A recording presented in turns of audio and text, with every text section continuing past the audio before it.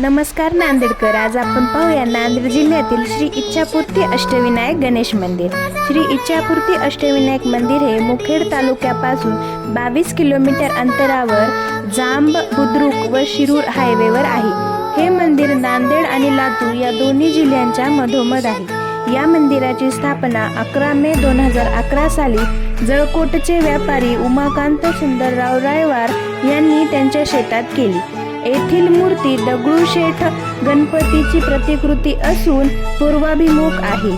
येथील मूषकाच्या कानात इच्छा सांगितल्यास ती इच्छा पूर्ण होते अशी भक्तांची मान्यता आहे। इच्छापूर्ती होत असल्याने येथील गणेशाला इच्छापूर्ती गणेश म्हणून संबोधले जाते।